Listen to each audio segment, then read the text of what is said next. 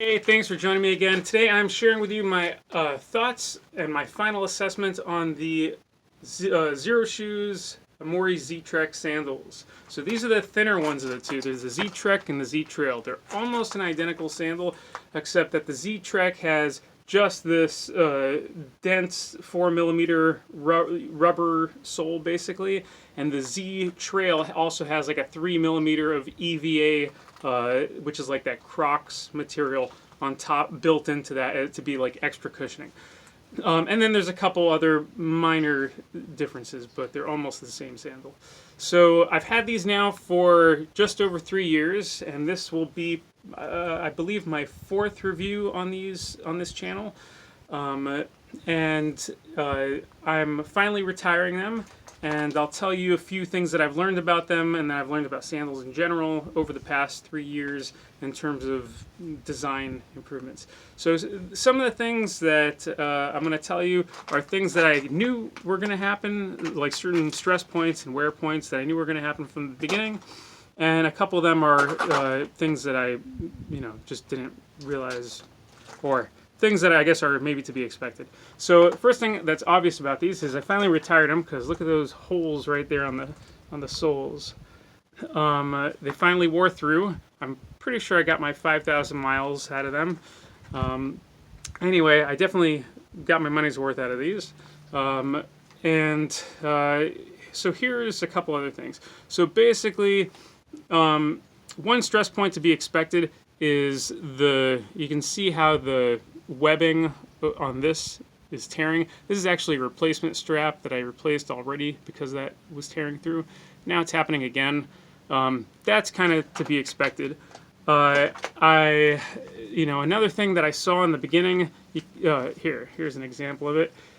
This fabric that they use on these, with this whole split system, it's like a thin kind of leathery material. I don't know if it's real leather or fake, but that's something that I knew, especially on these outside ankle parts, were going to break. It looked like an obvious weak spot to me. So the fabric I think would be better to use is like kind of how Chaco's does it, and they just use that same tubular webbing for all the straps.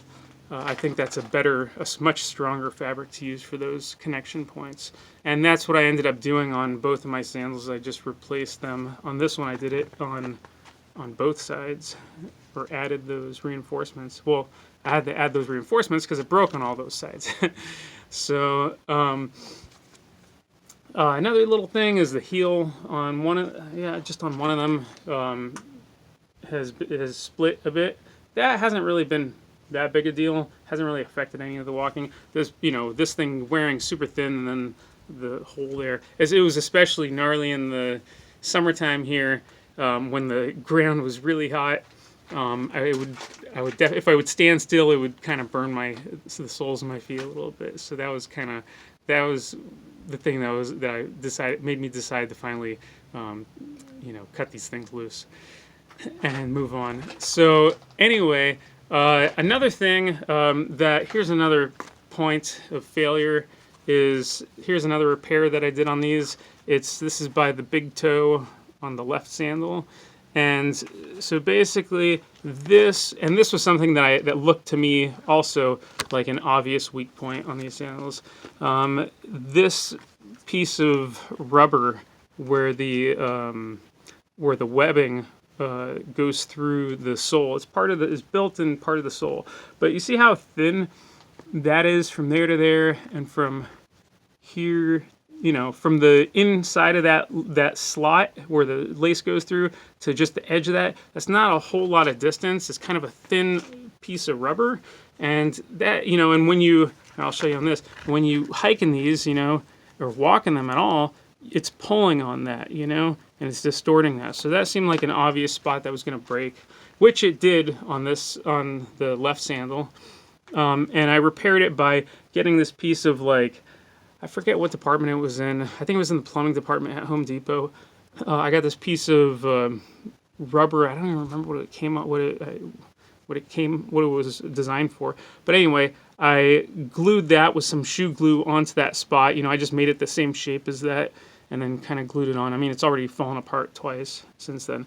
And I tried stitching it on, but the stitches, I did it with like one of those leather awls, but that was too, it's got like kind of a higher plastic content than rubber, and so that was just kind of breaking it apart using that.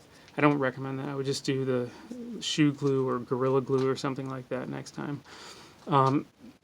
And then finally, the main thing, which I've talked about this in my other videos on these sandals, but the main thing that I think should be, should have been different in the design of these sandals is that the way that they have them designed is that it's one continuous lace that, that you attach that just goes through these 3 points before you tighten it. And the issue with that is that when it comes through this pivot point doesn't lock in place. So what I found was happening was every time it was very frustrating. Every time that I would put them on and I would start walking or hiking, this strap that comes across the ankle would just, get a stranglehold on my ankle, and then this strap that was across the toes would be really loose, and so my foot was just, my foot wasn't connected to the sole of this. It was just like a big talking foot. So anyway, so what I did to repair that issue is I changed the design of these. So instead of being one continuous lace that goes through that pivot point and then tightens here, I changed it so that this and this are 2 independent systems. On this one, I put a piece of Velcro on the inside, and I just looped it through the slots that they have, there already, okay, that they designed it with. And now this part I can lock into place, and that'll stay, tight across my toes just fine.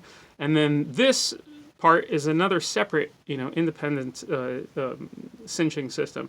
So now I have this piece attached to one of these metal rings that just attaches to this lace that comes through, okay?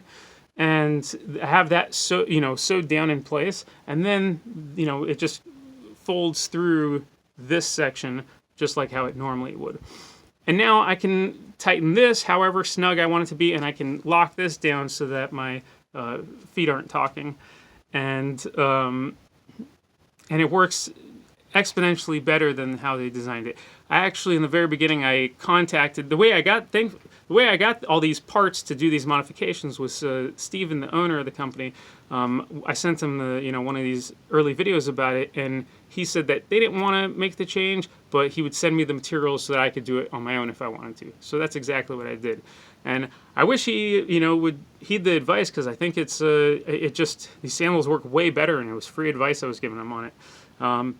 But anyway, it was very kind of him to send me the materials for it, and I appreciate it, and it's helped me, rock these sandals the way I want them for a very long time. Anyway, that's all I got for you. If you got any questions, please send me a shout, and let me know what's on your mind. Thanks for watching.